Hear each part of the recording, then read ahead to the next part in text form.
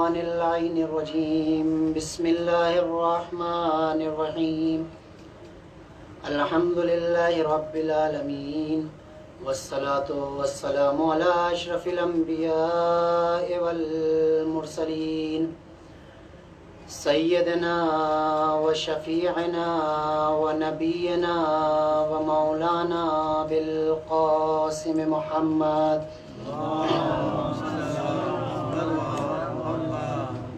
وعلى آل بيته الطيبين الطاهرين المعصومين المظلومين ولعنة الله على أعدائهم أجمعين والجنة للمؤمنين والمتقين والنار للملحدين والكافرين والمنافقين والمشركين أما بعد فقد قال الله تعالى في القرآن المجيد وهو قوله الحق بسم الله الرحمن الرحيم قد جاءكم من الله نور وكتاب مبين صلوات پڑھے محمد علیہ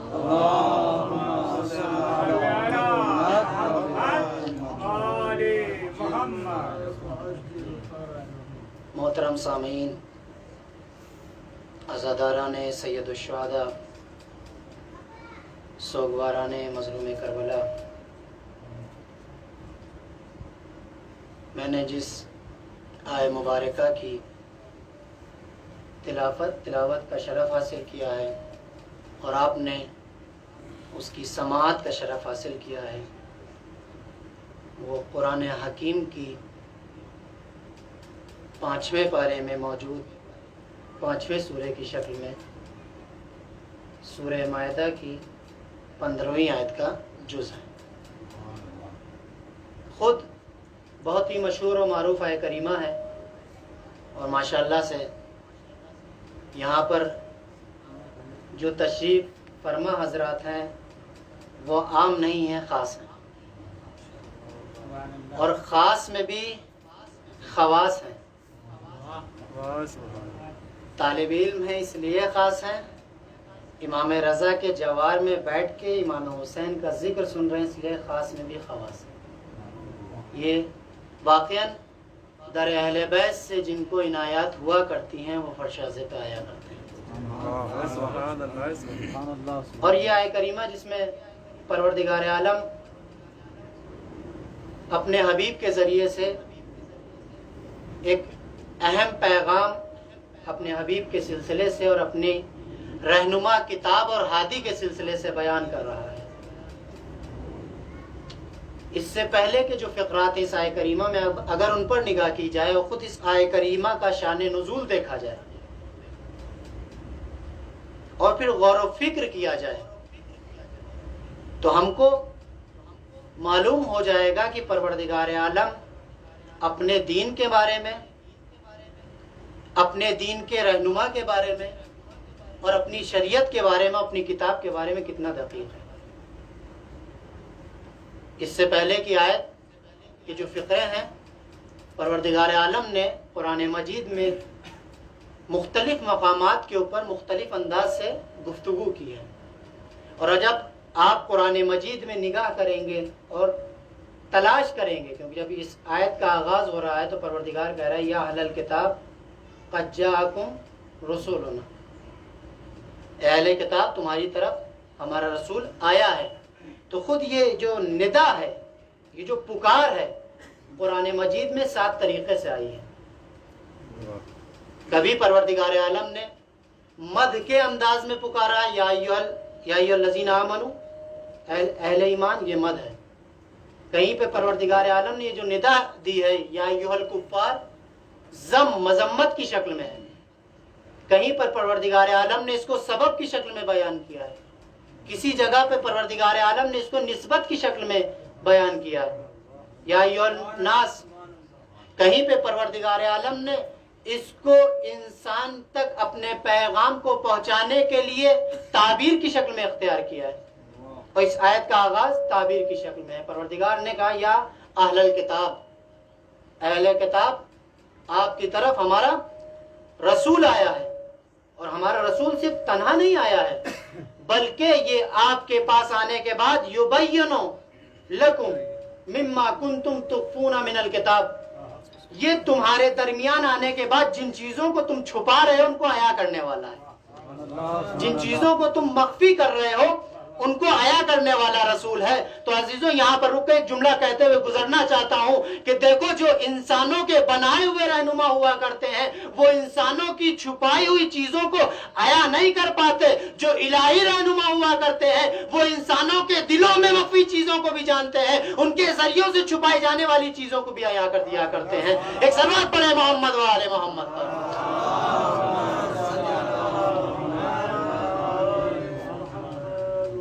اور پھر کیا کہا؟ یبین لکم مما کنتم تخفون من الکتاب، جو چیز تم چھپا رہے ہو اس کو میرا یہ رسول کیا ہے؟ عیا کرنے والا ہے، آشکار کرنے والا ہے، ظاہر کرنے والا ہے۔ اور اگلا فقرہ کہ تم کو معاف کرنے والا ہے، درگزر کرنے والا ہے۔ پھر یہ فقرہ ہے قد جاءکم من اللہ نور و کتاب مبین، بے تحقیق اللہ کی طرف سے نور آیا اور کتاب مبین۔ اچھا یہ خود شان نزول کیا ہے؟ یہ آیت آئے کس وقت؟ آپ جائیے تفاسیر میں دیکھیے، تفاسیر میں بیان کیا گیا ہے کہ یہودیوں کے قبائل میں سے ان کے مشاہیر، ان کے جید، ان کے پڑھے لکھے دانشمند باسواد عالم افراد جمع ہوئے، اور جمع کس قضیے کے لیے ہوئے؟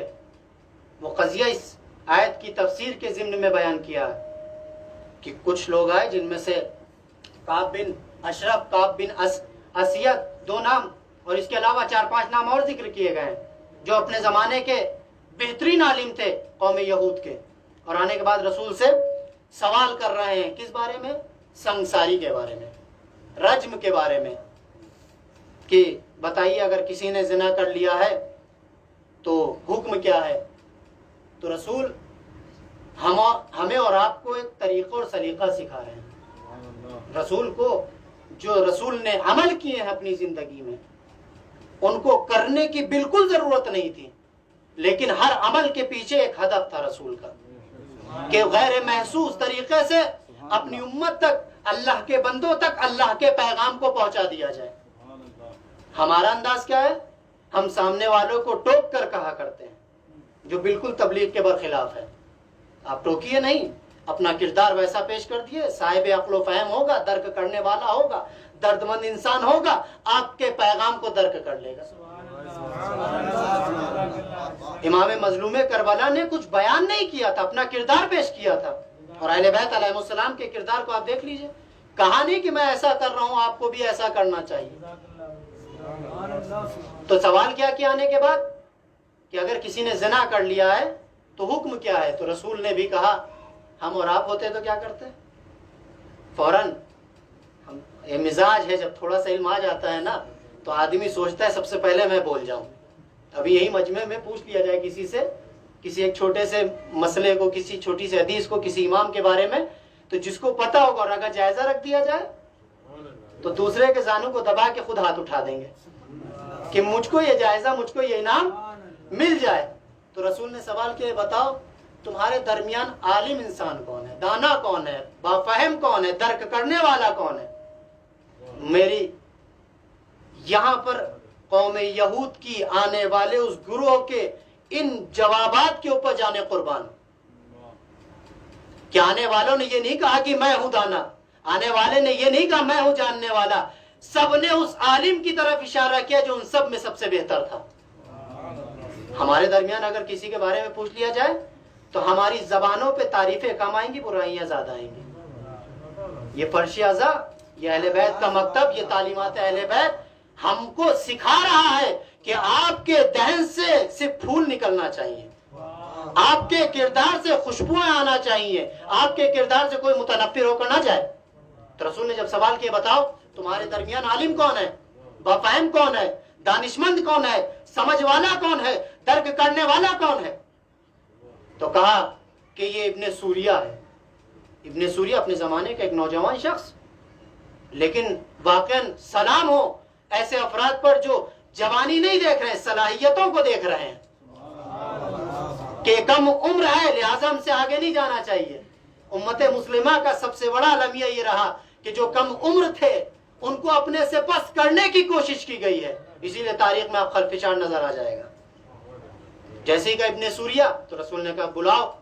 अब इस नौजवान को बुलाया गया, इस नौजवान को बुलाया गया। रसूल ने पूछा क्या तुम ही इब्ने सूरिया हो? तो उसने कहा हाँ मैं इब्ने सूरिया हूं। तो रसूल ने पहला जो कलाम किया इब्ने सूरिया से कि मैं तुमको उस खुदा की कसम देता हूं जिस खुदा ने हजरत मूसा पे तौरेत जैसी किताब को नाजिल किया और मुतअद्दिद मोजिज़ात अता किए, ये बताओ जो मैं सवाल करूंगा उसका सही जवाब दोगे? इब्ने सूरिया ने कहा बिल्कुल, आपने मेरे नबी का वास्ता दिया है, मेरे नबी के खुदा का वास्ता दिया है, लिहाजा मैं गलत बयानी से काम नहीं लूंगा बल्कि जो हक है उसको बयां करूंगा। रसूल ने पूछे बताओ ये जो मसला पूछने के लिए आए हो तुम्हारी तौरात में मौजूद है कि नहीं है? क्या पूछने आए थे? कि संगसार, रज्म, जिना जिसने की है उसके बारे में हुक्म क्या है? तो रसूल ने पूछा कि क्या तौरात में मौजूद है? तो अब ये पूरा किस्सा है, पूरी इसकी तफसील आपको मिल जाएगी। मैं बहुत इख्तिसार के साथ, क्योंकि तारीख के साथ मजलिस भी शुरू हुई कुछ असबाब के सबब से और वाक़या भी ये तुलानी है। तो रसूल ने पूछा मौजूद है? कहा हाँ। कहने लगे हमारे यहाँ जो, और ये दुनिया का मिजाज भी है कि जब कुदरत वाले, ताकत वाले, साहिब हैसियत कोई ख़ता किया करते हैं तो उनकी ख़ताओं को दबा दिया जाता है, और जब कोई कमज़ोर तबका, कोई ज़ईफ़, जो लोगों के दरमियान जिसकी कोई शनाख्त नहीं, कोई ख़ता कर ले तो उसकी ख़ता को हद से ज़्यादा उछाला भी जाता है। और ये मिजाज हम तुल्लाब में भी आ चुका है। यानी ये बहुत तल्ख गुफ्तगू है, लेकिन हम जिस प्लेटफॉर्म पर आए हैं इस प्लेटफॉर्म से हमारा किरदार इस्लाम को आया कर रहा है, मोमिनीन के लिए इस्लाम को पहुंचा रहा है गैर मुसलमानों तक। लिहाजा हमारी छोटी छोटी हरकतों के ऊपर निगाह है, हमारी छोटे छोटे जबान से निकलने वाले कलेमात के ऊपर लोगों की निगाहें हैं। तो उसने कहा हाँ हमारे ज़माने में भी तौरात में, यानी तौरात में ये हुक्म मौजूद था संसार के बारे में कि अगर किसी ने जिना किया है तो उसके ऊपर हद जारी की जाएगी, और वो तरीका भी परवरदिगार आलम ने बता दिया था। लेकिन ये जो मसला पूछने आए थे, एक अशराफजादे की बेटी ने एक अशराफजादे के साथ जिना कर लिया था। अगर कोई पस्त तबके का होता, ज़ईफ होता, कमजोर होता, मामूली इंसान होता, तो ये अमल जो संसारी का परवरदिगार आलम ने तौरात में बयान किया था इसको अमली कर दिया जाता। लेकिन क्योंकि साहिब हैसियत के बेटे थे, बच्चे थे, लिहाजा इस हुक्म को दबा लिया गया और जारी क्या किया गया कि अब क्या है कि उसको क्या है 100 कोड़े मारे जाएंगे। और क्या तरीका है कि उसके सर को मूंड कर, चेहरे पे काली पोत कर, गधे पे उल्टा बैठा कर पूरे शहर में चक्कर लगाया जाता है। ये तरीका बताया। अब जब रसूल से बयान किया और रसूल ने सुन लिया तो रसूल ने इस पूरे वाक़े को सुनने के बाद परवरदिगार आलम की तरफ से आय करीमा नाजिल हुई थी। अब यहाँ पर हो सकता है आपके ज़हनों में ये बात आ रही हो कि मसला तो हल नहीं हुआ है। मसला यहाँ पे दो चीजें थी। कुरान क्या कह रहा है कि हमने तुम्हारी तरफ अपने रसूल को भेजा और वो रसूल आने के बाद तुम पर हमारी उन आयतों को आया करेगा, उन निशानियों को आया करेगा जिनको तुमने छुपा दिया है। तफसीर में बयान किया गया कौमे यहूद ने, कौमे नसारा ने अपनी अपनी किताबों में मौजूद रसूल के औसाफ को मख्फी कर दिया था। एक ये सबब था जिसको रसूल आकर आया कर रहे थे। दूसरा सबब खुद रज्म के सिलसिले से था, संगसारी के सिलसिले से था, जो अशराफ को देखते हुए बदल दिया गया था। रसूल ने आने के बाद जब इसको बयान किया है तो आने वाला रसूल के सामने हाथों को जोड़कर बयान कर रहा है, मैं इकरार करता हूं आप वाकई अल्लाह के सच्चे रसूल है कि जिसको हमने छुपाया था उसको आपने आया कर दिया है। एक सलावत पढ़े मोहम्मद वाले।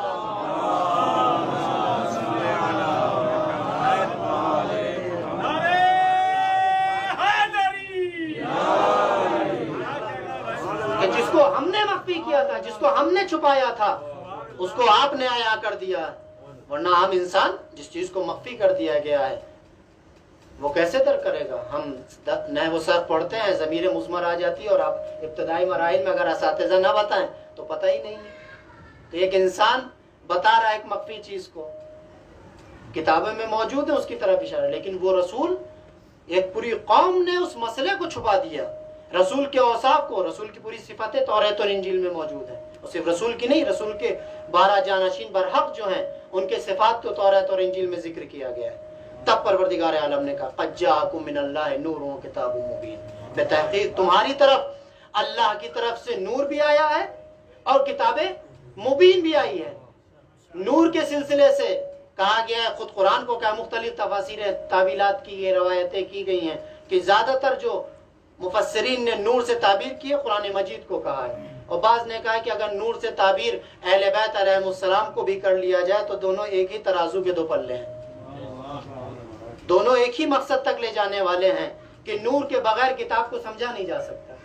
اب آج کے زمانے کی، کیونکہ جیسے جیسے زمانہ ترقی کرتا جا رہا ہے، ہم سب خریداری کرنے کے لیے جاتے ہیں، اور خصوصاً پروش میں چلے جائیں، ہفت میں چلے جائیں، ڈیلی مارکیٹ میں چلے جائیں، تو وہاں پہ آپ کو چیز جب آپ دیں گے تو قیمت دے کے آپ سے پیسہ نہیں لیتا ہے، بلکہ چیز کو بارکوڈ جو مشین ہوتی ہے اس کے سامنے لے جاتا ہے، اس مشین پہ سے ایک نور نکلتا ہے اس بارکوڈ پہ، اب وہ بارکوڈ سے نور کے ذریعے سے جو بھی قیمت ہوتی ہے وہ اس کی اسکرین پر آ جایا کرتی ہے۔ جب ہمارا اور آپ کی بنائی ہوئی مشین ایک کالی لائنوں کے پیچھے موجود عبارت اور قیمت کو عیاں کر سکتی ہے، تو جو اللہ کا بنایا ہوا حبیب ہوگا، جو اللہ کا بنایا ہوا رسول ہوگا، وہ کتاب کے معنی کو عیاں کیوں نہیں کر سکے گا؟ ایک صلوات پڑھے محمد و آل محمد پر۔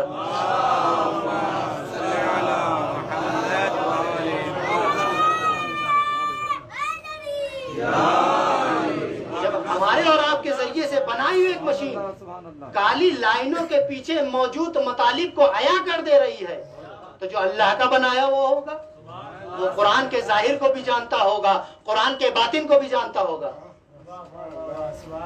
اور پھر یہ وہ کتاب ہے کہ اس کتاب کو اس نور کے بغیر کوئی سمجھ ہی نہیں سکتا۔ اگر سمجھ لیا ہوتا تو جب بی بی سیدہ لے کر آئی تھی تقاضا اپنا تو ٹھکرایا نہ ہوتا، معلوم ہو گیا تھا کہ وہاں کتاب کو تو لے لیا تھا، نور کو ترک کر دیا تھا۔ کتاب نور کے بغیر اندھیرے میں سمجھ میں نہیں آئے گی۔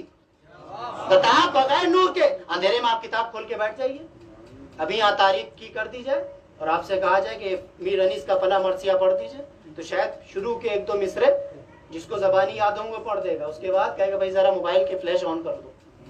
تو معلوم ہو رہا ہے کہ دنیاوی تحریر کو بھی سمجھنا ہے تو ایک نور کی ضرورت ہے، جو الہی تحریر ہو، جو الہی قوانین ہو، ان کو اگر سمجھنا ہوگا تو الہی نور کی ضرورت ہے۔ اور خود اس کے اوپر امام محمد باقر علیہ السلام ارشاد فرما رہے ہیں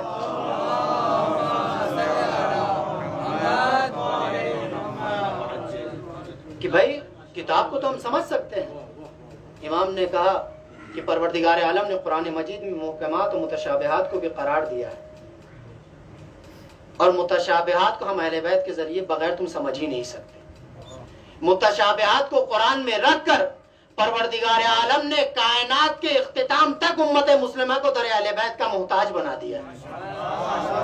اگر آپ کو متشابہات کو درک کرنا ہے تو حلال مشکلات کے در پر آنا پڑے گا۔ اگر متشابہات کے معنی کو سمجھنا ہے تو اس کے در پر، اس کے ممبر کے پاس آنا پڑے گا، جو ممبر پر آنے کے بعد دعویٰ کر رہا ہے سلونی سلونی قبل ان تفقدونی، مجھ سے سوال کر لو، اب لسکے کہ میں تمہارے درمیان سے چلا جاؤں، اب لسکے کہ میں تمہارے درمیان سے ناپید ہو جاؤں، تمہارے درمیان سے اٹھ جاؤں۔ یعنی مولا کائنات بتا رہے ہیں کہ آنے والا نور بھی ہم ہیں، آنے والے کتاب مبین کو عیاں کرنے والے بھی ہم ہیں۔ اور آپ آگے بڑھنے کے بعد تاریخ پر اگر نگاہ ڈالیں، روایات پہ اگر نگاہ ڈالی جائے تو اس در سے جو وابستہ ہوا ہے، یہ اس خاندان کا جو پروردہ ہے، اس کی زبان سے حکمت کے چشمے پھوٹتے نظر آئیں گے، اس کی زبان سے حکمت کے چشمے پھوٹتے نظر آئیں گے۔ ہم جس امام کے جوار میں ہیں، اور خصوصاً جب فرش ازا بچھا کریں تو کوشش یہ ہمیں کرنا چاہیے میں صرف اپنی بات کی تصدیق کے لیے کہ جس کے دل میں حب اہل بیت ہوتا ہے وہ اہل بیت سے قریب تر ہونا چاہتا ہے، اہل بیت سے قریب تر ہونا چاہتا ہے. اور ہم سب اس چیز کا عقیدہ رکھتے ہیں، اس چیز کو اپنی جان اور قدرت سے مانتے ہیں، قبول کرتے ہیں کہ جس وقت مامون نے امام رضا علیہ السلام کو مدینے سے بلایا ہے، اور خصوصاً جب جائیں بہت برا لگتا ہے، مطلب ہمارا کوئی جشن ہو، ہمارا کوئی دنیاوی کام ہوتے ہیں تو ہم کو کہنا نہیں پڑتا آپ آگے آ کے تشریف لے آئیے. ابھی یہیں پہ کوئی بچے کا برتھ ڈے ہونے لگے نا تو سارے اس کیک کے گرد نظر آئیں گے، لیکن فرش اعظم جب بچتا ہے تو ناظم، شعر پڑھنے والا، خطیب گزارش کرتا ہے کہ تھوڑی تھوڑی زحمت ہوگی، آپ لوگ سلوات پڑھتے ہوئے آگے آ جائیں. لہٰذا آپ لوگ بھی سلوات پڑھتے ہوئے تھوڑا تھوڑا آگے آ جائیں تاکہ فرش مجلس کی عظمت برقرار رہے.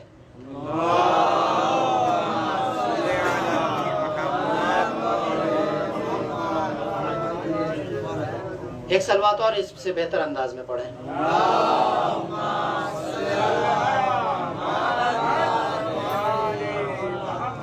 ابھی ہو سکتا ہے جو درک کرنے والے ہوں گے اس روایت کو سننے کے بعد اپنے مطلب کو درک کر لیں گے کہ جس وقت امام رضا علیہ سنا ہوا واقعہ ہے، لیکن صرف تقریب ذہنی کے لیے، عظمت فرش اعظم کو بتانے کے لیے، اہل بیت سے قربت کی فضیلت اور اہل بیت سے قریب ہونے کا انجام کیا ہوتا ہے وہ سمجھنے کے لیے کہ امام کا چاہنے والا ہے، رات میں سویا، سوتے ہوئے خواب دیکھا کہ فلاں مقام ہے، بہترین طریقے سے اسے آراستہ کیا گیا ہے، سجایا گیا ہے، مسند بچھائی گئی ہے، آج کی زبان میں کہا جائے اسٹیج آمادہ کیا گیا ہے، اور اس اسٹیج پر، اس مسند پر اللہ کا حبیب تشریف فرما ہے، اللہ کا نبی جب جلوہ افروز ہے.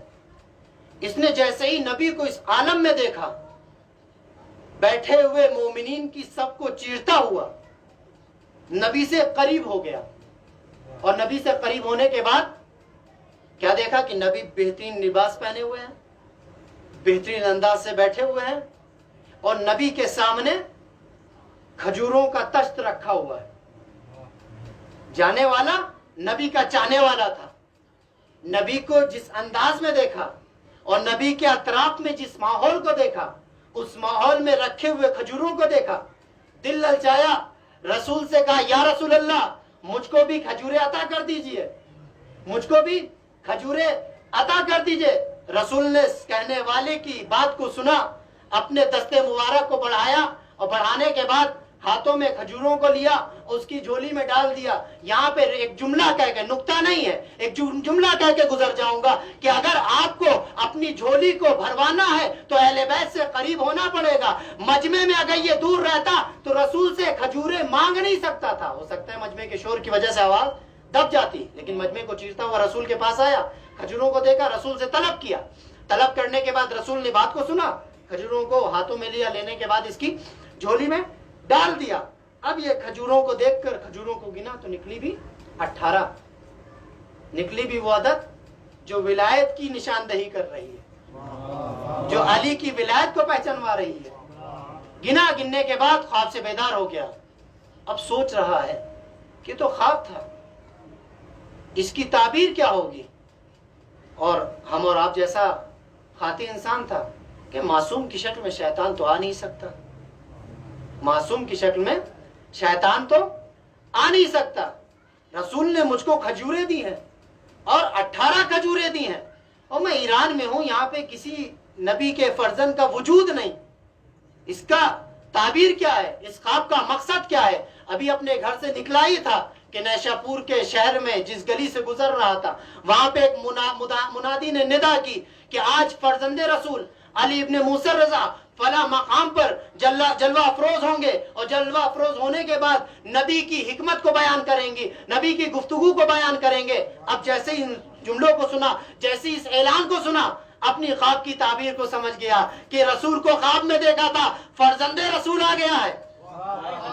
رسول کو خواب میں دیکھا تھا، فرزند رسول آ گیا ہے. اب یہ اس مقام پر پہنچا، کس مقام پر جس کا اعلان ہوا تھا کہ اللہ کے نبی کا بیٹا اس مقام پر جلوہ افروز ہوگا.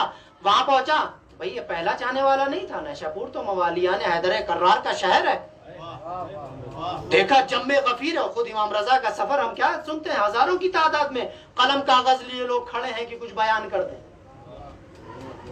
تو مولا بتا رہے ہیں اگر تمہارے اندر علم ہوگا تو دنیا تمہارے در پہ سر جھکاتی ہوئی نظر آ جائے گی.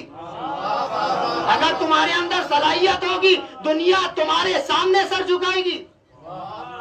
تو کیا دیکھا لوگوں کا جم غفیر یہ بھی سچا چاہنے والا تھا، ہمارا اور آپ کے مزاج والا نہیں تھا کہ ہم جہاں آگے کونے پر بیٹھ جائیں. ٹھیک ہے احترام فرش ازا ہونا چاہیے، لیکن جب فرش ازا خالی ہے تو کوشش کی جائے فرش ازا کے آغاز کو اوائل کو پر کیا جائے، تاکہ اہل بیت کو یہ محسوس نہ ہو کہ یہ فارمیلٹی ادا کر رہے ہیں، یہ صرف ایک رسم ہے جس کو ادا کرنے کے لیے آئے ہیں. کیونکہ جب انسان عقیدے کے تحت کسی کام کو کرتا ہے تو پھر وہ یہ نہیں دیکھتا میں کنارے بیٹھ رہا ہوں کہ بیچ میں بیٹھ رہا ہوں، نہیں، وہ کوشش کرتا ہے میرا یہ عمل بنحو احسن انجام پائے. تو اب اس نے کیا دیکھا جم غفیر ہے اور فرزند رسول بیٹھے ہوئے ہیں. اب یہ مجمع کو چیرتا ہوا رسول کے فرزند سے قریب ہوا، اور رسول کے فرزند سے قریب ہونے کے بعد رسول کے فرزند کو کیا دیکھا، اسی انداز میں جس طریقے سے نبی کریم بیٹھے تھے ویسے ہی امام رضا علیہ السلام بیٹھے ہوئے ہیں. اور دیکھا امام کے سامنے بھی کھجوروں کا تشت رکھا ہوا ہے. اس نے بھی جس طریقے سے رسول سے طلب کیا تھا ویسے امام رضا سے طلب کر لیا. امام رضا نے بھی اپنے دست مبارک کو بڑھایا، اور بڑھانے کے بعد ہاتھوں کو بڑھایا، ہاتھوں کو بڑھا کر کھجوروں کو اٹھایا، اس کی جھولی میں ڈال دیا. جھولی میں کھجوریں آ گئیں. اس نے فوراً گن لی کیونکہ خواب دیکھ چکا تھا کہ رسول نے جو کھجوریں دی تھی وہ 18 تھیں. یہ کھجوریں کتنی ہیں؟ یہ بھی 18 نکلی. یہاں پہ خطبہ نقطے لگایا کرتے ہیں کہ دیکھو رسول نے دی 18، فرزند رسول نے دی 18. اس نے کہا فرزند رسول کچھ اور زیادہ دے دیجئے، کچھ اور زیادہ دے دیے. کہا نبی نے دی ہوتی میں بھی دے دیتا. نبی کا ہاتھ وہی ہے جو میرا ہاتھ ہے، میرا ہاتھ وہی ہے جو نبی کا ہاتھ ہے. یہ فرزند رسول علی ابن موسی رضا بتا رہے ہیں دیکھو نبی کا جو برحق جانشین ہوگا خواب میں دیکھے ہوئے کیفیت کو واقعیت میں تبدیل کر دیا کرتا ہے. ایک صلوات پڑھ رہے محمد و آل محمد پر. جو نبی کا حقیقی جانشین ہوگا وہ خواب کو واقعیت میں تبدیل کر دیا کرتا ہے. وہ آیا تھا فرزند رسول کی بزم میں، ظاہری طور پر ایک مادی غذا لے کر گیا ہے. ہمارے درمیان ظاہری وجود کے اعتبار سے فرزند رسول نہیں موجود ہیں، لیکن فرش ازا کے وجود کے لحاظ سے مانوی اعتبار سے ہر شب ہر جگہ فرزند رسول آتے ہیں، اہل بیت آتے ہیں. لہٰذا وہ مادی غذا لے کر گیا، ہم فرش ازا سے مانوی غذا لینے آتے ہیں. اب کوئی ہم پر اعتراض نہ کرے ہم گھنٹوں اپنے برباد کر، نہیں، ہم یہاں پر آتے ہیں تاکہ اپنے نفس کی اصلاح کر سکیں. ہم یہاں پر آتے ہیں تاکہ اپنے اخلاق کو بنا سکیں. ہم یہاں پر آتے ہیں تاکہ ہمارا کردار حر کا کردار بن جائے. ہم یہاں پر آتے ہیں تاکہ ہمارا طریقہ زندگی علی اکبر کا طریقہ زندگی بن جائے. کیونکہ امام مظلوم کربلا میدان کربلا میں گئے اسی لیے تھے کہ دین اسلام کو بچا لیں. دین اسلام بچا تبھی تو ہم تک تعلیمات اہل بیت پہنچی، تبھی تو ہم تک کردار اہل بیت پہنچا ہے، تبھی تو ہم تک اخلاق اہل بیت پہنچا ہے. تو یہ امام رضا، اچھا امام رضا کی زندگی بھی کیونکہ نور ہے، نور کے وجود کا ایک حصہ ہے. نبی نے کیا کہا تھا؟ 2 حدیثیں ہیں. اولو ما خلق اللہ نوری، سب سے پہلے پروردگار عالم نے میرے نور کو خلق کیا. اس کے بعد انا والیون من نور واحد، میں اور علی ایک ہی نور سے ہیں، ایک ہی نور کے 2 حصے ہیں. تو یہ فرزند نبی ہیں، ان میں بھی وہ خصائص، وہ خصوصیات، وہ کمالات بنحو اتم پائے جانا چاہیے جو نبی میں پائے جاتے تھے. جب بلایا ہے امام رضا کو تو مامون نے اپنا ولی عہد بنایا کہ نہیں بنایا؟ اور پھر اس کے پیچھے بھی اس کے سازشیں تھیں، اس کے ناپاک منصوبے تھے جن کو وہ عملی جامہ پہنانا چاہتا تھا. لیکن پروردگار عالم اپنی حجت کی حفاظت کرنے والا ہے، اپنے نمائندوں کی حفاظت کرنے والا ہے. تو جب بلایا تو امام سے مختلف طریقے سے مناظرے ہوئے, مختلف طریقے سے علمی گفتگو ہوئے, اور امام کو کہیں پہ بھی کوئی پچھاڑ نہ سکا, امام کو کوئی پسپا نہ کر سکا, امام کو کوئی شکست نہ دے سکا. لہٰذا بنی عباس میں اب یہ خلفشار تھا, یہ بے چینی تھی کہ کس طریقے سے امام کو اس منصب سے عزل کیا جائے, معزول کیا جائے, اس منصب سے ہٹا دیا جائے, کیونکہ تو ہر مرحلے میں کامیاب ہوتے چلے جا رہے ہیں. ہمارے درمیان اگر کوئی علمی میدان میں بڑھتا چلا جاتا ہے تو اس کی شیدائی بڑھتے چلے جاتے ہیں. یہ فطرت کا تقاضا ہے, جہاں خوبیاں ہوں گی لوگ اس کی طرف کھنچ کے چلے آئیں گے. اور جو خوبیوں کا منبع ہو, جہاں سے اخلاق چشموں کی شکل میں پھوٹ رہے ہوں, جہاں سے تعلیمات لوگوں تک پہنچ رہی ہوں, وہ ہر میدان میں اگر فاتح ہوتا چلا جائے تو دنیا لاکھ دشمن ہو لیکن ان کے قصائد ان کی مدح کرتی ہوئی نظر آئے گی.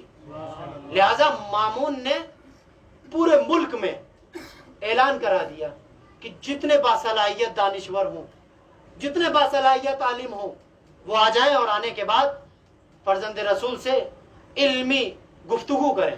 بلایا کس کو؟ یہودیوں کو. بلایا کس کو؟ نصارہ کو. بلایا کس کو؟ زرتشتیوں کو. بلایا کس کو؟ دہریوں کو, لا مذہب کو. اب امام کا بھی ایک سچا چاہنے والا تھا. ہمارے درمیان کوئی بہت زیادہ خطابت کے اعتبار سے یہ کسی بھی فیلڈ میں بڑھ جاتا ہے اور اس کو میدان عمل میں ہم جاتے ہوئے دیکھتے ہیں جہاں پہ جم غفیر و سب کی نگاہیں ہوں کہ آج یہ کس مرحلے میں اترے گا. ابھی اولمپیاد ختم ہوئے ہیں, ہر ملک اپنے ملک والوں کو کس نگاہ سے دیکھ رہا تھا.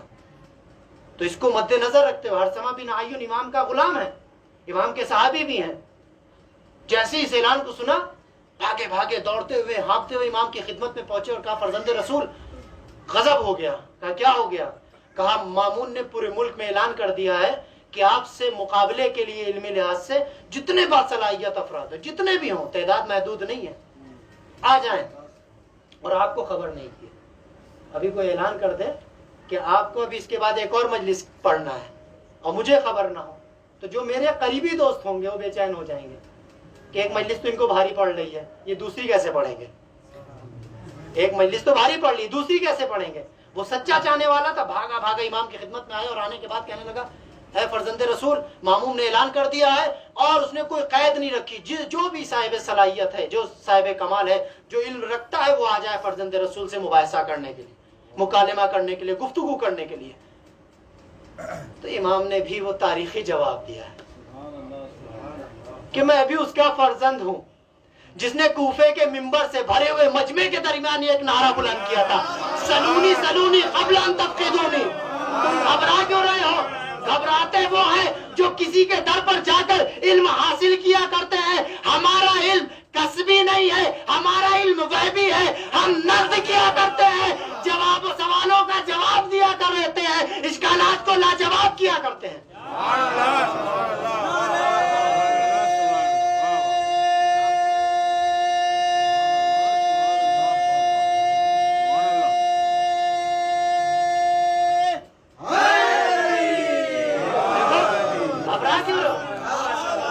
گھبرا کیوں رہے ہو؟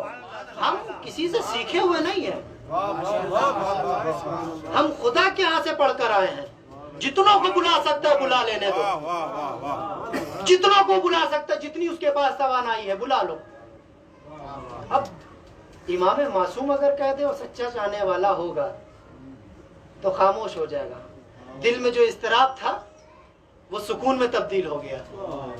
معلوم ہو گیا الا بذکر اللہ تطمئن القلوب, یا خدا کے ذکر سے دلوں کو سکون ملتا ہے یا معصوم کی زبان سے نکلے ہوئے کلمات سے دلوں کو سکون ملا کرتا ہے. اب یہاں پہ ایک جملہ کہہ کے گزر جاؤ, ہمارے دل جب مضطرب ہوا کرتے ہیں, اگر ایام اعضا نہیں ہے تو دربار رضا میں جا کے سکون مل جاتا ہے, اگر ایام اعضا ہے تو فرش اعضا پہ آ کے سکون مل جایا کرتا ہے. اس طرح پر محمد وآل محمد.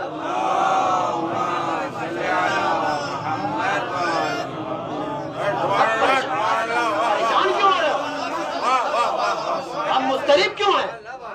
حیجانی کیفیت کیوں ہے؟ میں اس کا فرزند ہوں جس نے آسمانوں کو آسمانوں کے راستے بتا دیے. میں اس کا فرزند ہوں جس نے یہ دعویٰ کیا کہ اگر مسند قضاوت بچھا دی جائے, اور مجھے واقعاً امام کے کلام پہ اگر دقت کریں یعنی میں نے جب اس فقرے کو اس سے پہلے بھی پڑھا لیکن آج پہلی مرتبہ دقت کی ہے کہ امام علی علیہ السلام نے کیا کہا تھا, اگر مسند خلافت کو بچھا دیا جائے اور مجھے سکون سے بیٹھنے دیا جائے. واقعا مظلومیت امام علی, 4 سالہ حکومت کی ہے لیکن سکون سے نہیں بیٹھ سکے تھے. دیکھ لیا آپ تاریخ مولا کائنات, حکومت کے لحاظ سے جنگ پہ جنگیں تھیں لیکن امام کیا کہنا, اگر مسند قضاوت بچھائی جائے مجھے سکون سے بیٹھنے دیا جائے تو میں توریت والوں کو توریت سے جواب دوں گا, انجیل والوں کو انجیل سے جواب دوں گا, زبور والوں کو زبور سے جواب دوں گا, فرقان والوں کو فرقان سے جواب دوں گا. امام نے کہا آنے دو. وہ بھی امام کا غلام تھا حرثمہ بن عیون, پرسکون ہو گیا.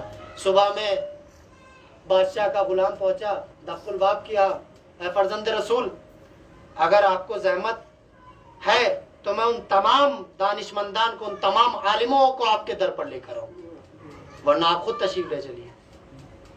تو امام نے یہاں پہ بھی ایک تاریخی جواب دیا ہے کہ میرے مقابلے کے لیے جب دشمن اسلام آئے ہیں تو ہاشمی غیرت یہ گوارا نہیں کرتی کہ دشمن ہمارے در پر آئے, ہم میدان میں جا کے مقابلہ کیا کرتے ہیں.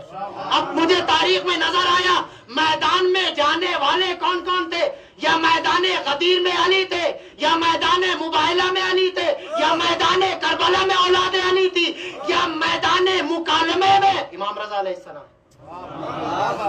کہ ہم دشمن ہمارے در پر آئے ہمیں گوارا نہیں ہے, وہ وقت بتائیں, وہ جگہ بتائیں, ہم وہاں آئیں گے. اب یہاں پہ سمجھ میں آتا ہے کہ رسول نے کیوں کہا تھا اولنا محمد, اوسطنا محمد, آخرنا محمد, کلنا محمد. ہمارا پہلا بھی محمد ہے, ہمارا اوسط بھی محمد ہے, ہمارا آخر بھی محمد ہے, ہم سب کے سب محمد ہے. ہمارا پہلا بھی میدان میں جا کر جہاد کر رہا ہے, ہمارا دوسرا بھی میدان میں جا کے جہاد کر رہا ہے, ہمارا 8واں بھی میدان میں جا کر جہاد کر رہا ہے. اور صرف اتنا ہی نہیں, کہہ رہے میدان تمہارا ہوگا, فتح ہماری ہوگی. امام رضا نے کیا کہا, ان سے کہہ دو وقت بتا دیں کہاں آنا ہے, میں پہنچوں گا.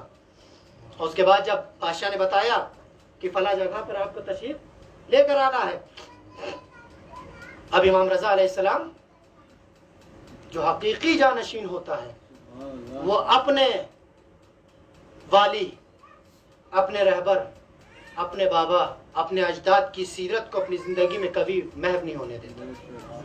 اور جو حقیقی عزادار ہوگا اس کی زندگی سے بھی کردار اہل بیت محو نہیں ہونا چاہیے. تو امام رضا نے جب وقت آیا, امام رضا نے لباس رسول کو زیب تن کیا, امام رسول کو سر مبارک پہ رکھا, عبائے رسول کو دوش مبارک پہ ڈالا, عصا رسول کو ہاتھ میں لے کر چلے.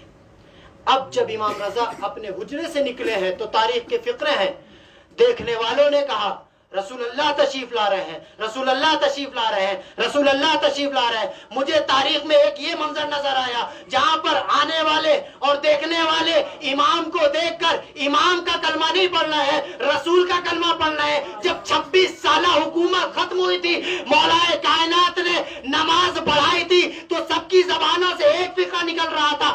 آج وہ نماز پڑھی جو رسول کے پیچھے پڑھا کرتے تھے, معلوم ہو گیا, فیصلہ ہو گیا. ابھی تک جو خلیفہ بنے بیٹھے تھے وہ برحق نہیں تھے, آج جو آیا ہے وہ برحق ہے. اسی لیے پڑھنے والوں کو بھی رسول کی نماز کا مزہ آ رہا تھا, دیکھنے والوں کو بھی رسول کی زیارت کا مزہ آ رہا تھا. ایک صلوات پڑھے محمد وآل محمد.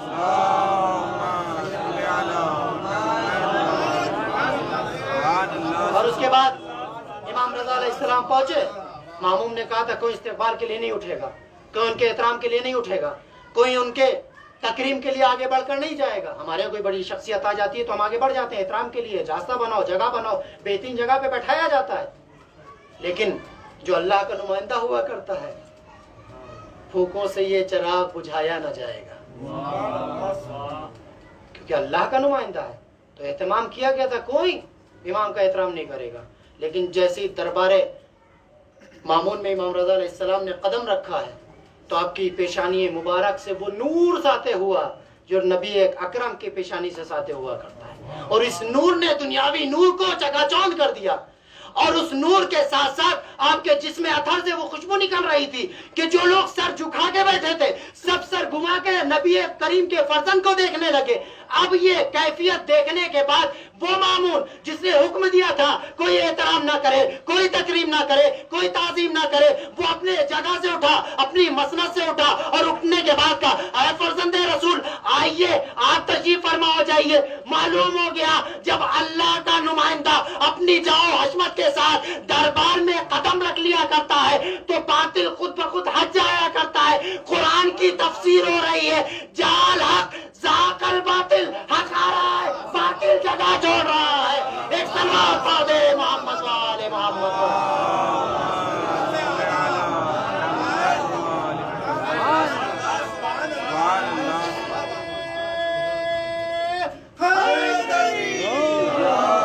جب حق آتا ہے باطل میدان چھوڑ کر بھاگ جایا کرتا ہے۔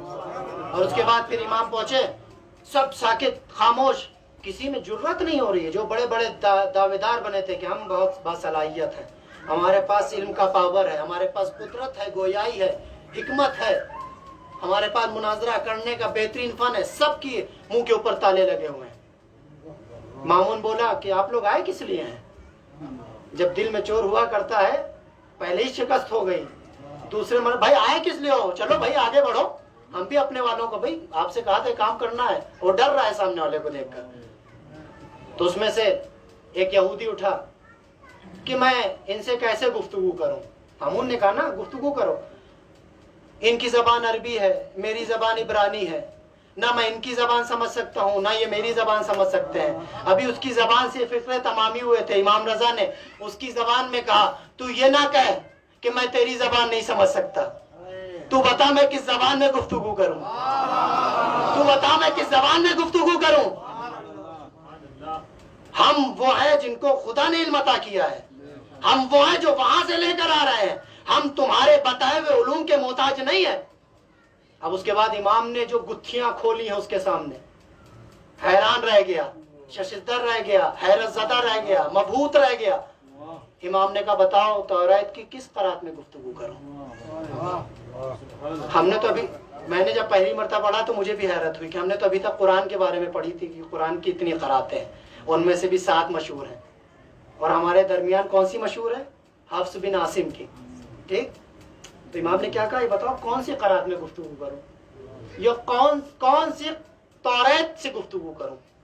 توریت بھی تو کہیں ہے نا۔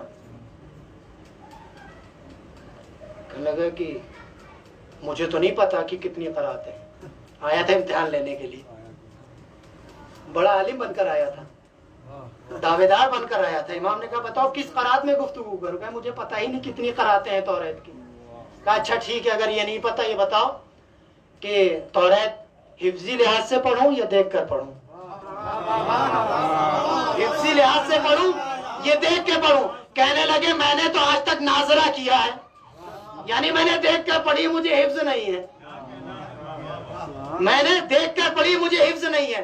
امام نے کہا ٹھیک ہے جو تم نے پڑھا ہے میں وہی توریت پڑھ رہا ہوں، بتانا صحیح پڑھی کہ نہیں پڑھی۔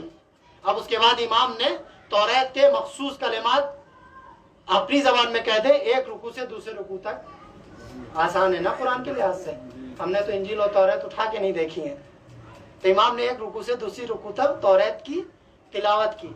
اب جب امام کی تلاوت ختم ہوئی ہے تو آنے والے کتنے یہودی تھے جو تاریخ نے ذکر کیے؟ کم سے کم 10 یہودی، اپنے زمانے کے سرکردہ، اپنے زمانے کے ممتاز عالم، سب اپنی اپنی انگلیوں کو دانتوں کے نیچے دبائے تھے، پہلی مرتبہ سن رہے ہیں تلاوت، پہلی مرتبہ یہ انداز کلام و گفتگو و قرات سن رہے ہیں، سب مبہوت۔ امام نے کہا جو میں نے پڑھا کہ صحیح پڑھا؟ تو جتنے سننے والے تھے سب نے ایک زبان کہا کہ ابھی تک ہم نے جیسا سنا تھا اس سے لاکھ گنا بہتر پڑھا، ابھی تک ہم نے جیسا سنا تھا اس سے لاکھ گنا بہتر پڑھا۔ امام نے کہا اس میں جو میں نے پڑھا اس کے مطلب کو بھی درک کیا کہ نہیں کیا؟ تو معلوم ہو گیا جو کتاب الہی کو الفاظ کے اعتبار سے درک کیا کرتے ہیں اس کے معنی کو سمجھ نہیں پاتے ہیں، جو کتاب الہی کو الفاظ کے اعتبار سے سمجھنے کی کوشش کرتے ہیں وہ اس کے معنی کو درک نہیں کیا کرتے ہیں. اس نے کہا نہیں, آپ نے جو پڑھا سمجھ میں نہیں آیا, تم نے دیکھا نہیں کہ جس نبی کے بارے میں تم گفتگو کر رہے ہو, اس آیت میں, ان آیات میں پروردگار عالم نے اس نبی کی نشانیوں کو بیان کیا ہے, اور صرف نشانیاں نہیں بیان کی ہیں بلکہ اس نبی کے 8ویں جانشین کی نشانیوں کو بیان کیا ہے. کیا مجھ میں وہ 8ویں جانشین کی نشانیاں نظر نہیں آ رہی ہیں؟ جیسے امام نے ان فقروں کو زبان سے ادا کیا, سارے یہودیوں کے سر جھک گئے, سب خاموش ہو گئے. اب کوئی مناظرے کے لیے آگے نہیں بڑھا. امام نے کہا نصارہ تم میں سے کوئی آئے گا؟ جب سرکردہ جو ہوا کرتے ہیں, جو بہت دعوے دار ہوا کرتے ہیں, بہت توانا بنا کرتے ہیں کہ ہم میں بہت دم ہے, وہ جب شکست کھا جاتے ہیں تو جو ان کے پیچھے چلا کرتے ہیں وہ پہلے ہی دم دبا لیا کرتے ہیں. تو انہوں نے بھی پردہ کہہ کے ٹال دیا. انشاءاللہ کل آپ سے گفتگو کریں گے. لیکن دہریہ بیٹھا ہوا تھا, کہا تھا یہ تو ضدی ہیں, لا مذہب تھا, خدا کو نہیں مانتا تھا, لیکن بہت دقیق گفتگو کہہ کر چلا گیا کہ یہ ضدی ہے, آپ کتنے ہی کمالات دکھا دیں قبول کرنے والے نہیں ہیں. لیکن میں جو سوال پیش کر رہا ہوں اگر اس کا جواب دے دیا میں یہیں پر اسلام لے آؤں گا, میں یہیں پر اسلام لے آؤں گا. اب امام رضا سے اس نے کہا بہت تیزی کے ساتھ کہ بتائیے آپ ہی لوگ قرآن میں پڑھتے ہیں ان اللہ علی کل شیء قدیر, ہمارے برادران میں سے بہت سے لوگ کہتے ہیں یہ کیسے ہو سکتا ہے. میں مطمئن ہو گیا. امام نے 2 جواب دیے ہیں.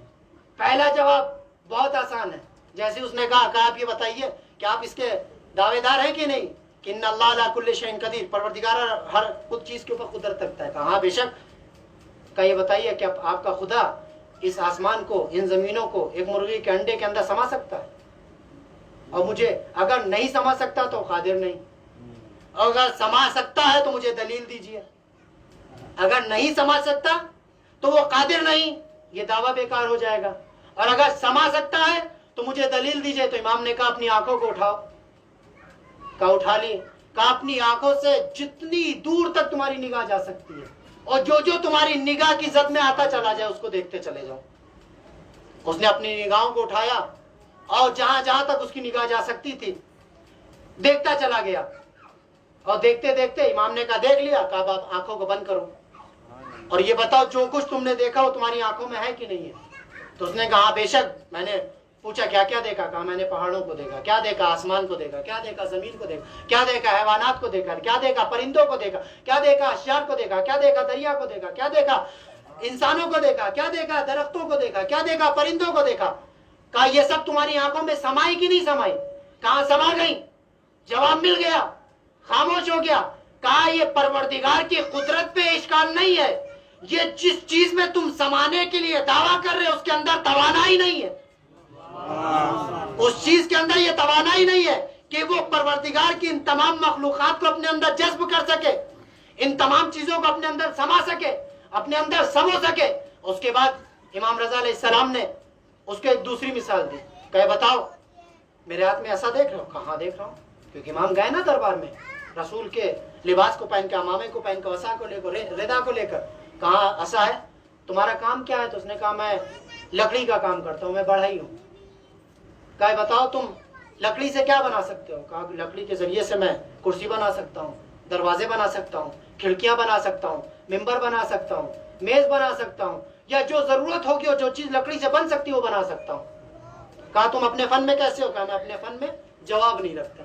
میں اپنے, ہر انسان کسی فن میں اگر جاتا ہے تو کہتا ہے میں اپنے فن کا ماہر ہوں, مجھ سے بہتر ہر انسان اپنی تعریف چاہتا ہے. اس نے بھی کہا کہ میں اپنے فن کا ماہر ہوں. امام رضا نے کہا میرے ہاتھ میں ایسا دیکھ رہا. کہا ہاں یہ کہا ہے؟ کہا لکڑی کا ہے. کہا اس لکڑی سے کرسی بنا دو, اس عصا سے کرسی بنا دو, اس عصا سے کرسی بنا دو. اس نے کہا اے علی ابن موسیٰ رضا آپ کیسی باتیں کر رہے ہیں؟ اس لکڑی سے, اس چھڑی سے, اس عصا سے کرسی کیسے بن سکتی ہے؟ امام نے کہا کیوں نہیں بن سکتی؟ کیا یہ لکڑی نہیں؟ یہ تمہارے فن میں وہ پاکیزگی نہیں, وہ بہارت نہیں, وہ مہارت نہیں.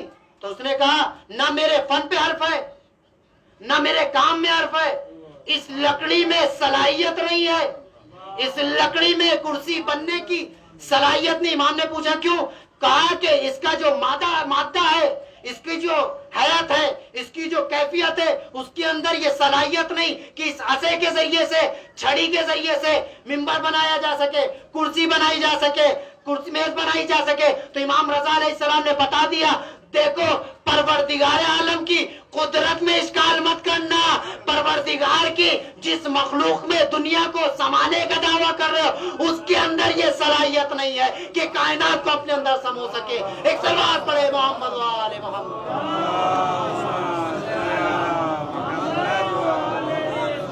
उसके अंदर ये सलाहियत नहीं है कि वो अपने अंदर इस कायनात को समो सके। अहले बैत ने, खानदान इस्मत व तहारत ने कुरान से अपने मुतमस्सिक होने को और अपने को नूर इलाही होने का सबूत कदम कदम पर दिया। कदम कदम पर हाजत रवाई की है, कदम कदम पर आवाम की, इंसानों की मुश्किल कुशाई की है। लेकिन सितम ज़रीफ़ी हुई है अहले बैत के ऊपर, नबी के घराने के ऊपर, फातिमा ज़हरा सलामुल्लाह अलैहा के आशियाने के ऊपर, कि जो कदम कदम पर दुश्मन की मदद करता नजर आ रहा है, उसके घराने को उनके वतन में ना रहने दिया गया। अजीज़ों, हम अपने अपने वतनों में होते हैं, बहुत एहतमाम करते हैं फर्श अज़ा का, बहुत इंतज़ार करते हैं फर्श अज़ा का, और फर्श अज़ा पर जाने के बाद उस तरीक़े से हम बैठते हैं कि जैसे वाक़यान हम ही सोगवार हैं, हम ही ने गम उठाया है, हम ही ने दाग देखा है, हम ही पे मुश्किलात आई हैं। लेकिन आप दर्क करें, जिस मदीने में हुसैन इब्न अली जैसी ज़ात रह रही हो, और वो ज़ात मदीने को तर्क कर कर मदीने को छोड़ कर जा रही हो, और जाते वक्त लोग मजमा लगा कर देख रहे हो, किसी ने बढ़ के ना कहा हो, ऐ फर्जंदे रसूल आप ना जाइए, आप जाने मदीना है, आप जाने कायनात है, आप चले जाएंगे मदीना वीरान हो जाएगा, आप चले जाएंगे हम अपने रहनुमा से महरूम हो जाएंगे। लेकिन फर्जंदे रसूल मदीने को तर्क कर कर मैदाने करबला